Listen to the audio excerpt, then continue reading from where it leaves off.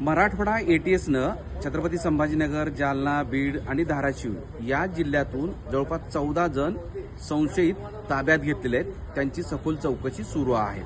हे एटीएसचं छत्रपती संभाजीनगरचं म्हणजे विभागीय कार्यालय आहे, जिथे जवळपास 14 जण वेगवेगळ्या जिल्ह्यातून इथं आणलेले आहेत. त्या सगळ्यांची सखोल चौकशी सुरू असताना शहजाद भट्टी जो पाकिस्तानातला दहशतवादी आहे, त्याच्या सोशल मीडियाशी या सगळ्यांचं कनेक्शन असावं असा एक संशय आहे. शहजाद भट्टीचं जे सोशल मीडिया अकाउंट आहे, त्याचं जे युजर आहे, त्या युजरच्या संबंधात ही सगळी चौकशी सुरू आहे. ह्या ज्या सगळ्या लोकांना ताब्यात घेतलंय त्यातल्या काही जणांची मोबाईलमध्ये ID दिसत आहेत, त्यांच्याशी काहीतरी कम्युनिकेशन झालेलं दिसतंय, मेसेंजरवरून कम्युनिकेशन झालेलं दिसतंय. सोबतच असा संशय आहे, सोबतच त्यांच्या आर्थिक व्यवहाराची, त्यासोबतच त्यांच्याजवळ कॉम्प्युटर, लॅपटॉप आहे, या सगळ्यांची सखोल चौकशी एटीएस करत आहे. एटीएसला असा संशय आहे की हे बरेच लोक हे शहजाद भट्टीशी संपर्कात आहेत आणि ते पाकिस्तानच्या वेगवेगळ्या ॲक्टिव्हिटीशी त्यांचं कनेक्शन असू शकतं, असा तो अंदाज आहे. मराठवाड्यातले सुरुवातीला असं सांगितलं होतं की 16 जण, त्याच्यानंतर 14 जण.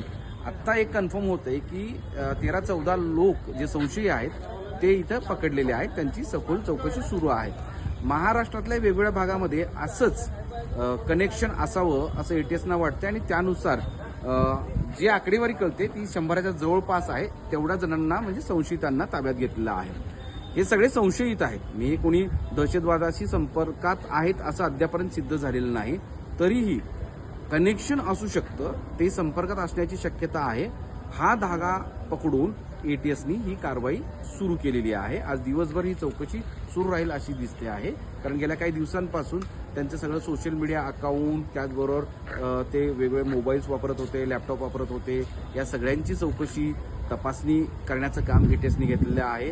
वॉच बऱ्याच दिवसापासून सुरू होता आणि त्यानंतर ही कारवाई केली. आता या कारवाईनंतर खरंच शहजाद भट्टीशी, त्याच्या सोशल मीडिया युजर आयडीशी हे सगळे लोक कनेक्टेड आहेत का, ते काही आर्थिक व्यवहार त्यांचे झालेत का, किंवा हे सगळं करण्यासाठी ते कशासाठी करत होते, त्यांचा उद्देश पैसे कमावणं होतं का आणखी काही होतं, या सगळ्यांची चौकशी झाल्यानंतर समोर येऊ शकतं. महाराष्ट्रातील सर्व बातम्यांचे विश्वासार्ह व्यासपीठ, सकाळच्या सर्व सोशल मीडिया प्लॅटफॉर्मला लाईक, फॉलो आणि सबस्क्राईब करा. तसंच सर्व नोटिफिकेशनसाठी बेल आयकॉन प्रेस करायला विसरू नका.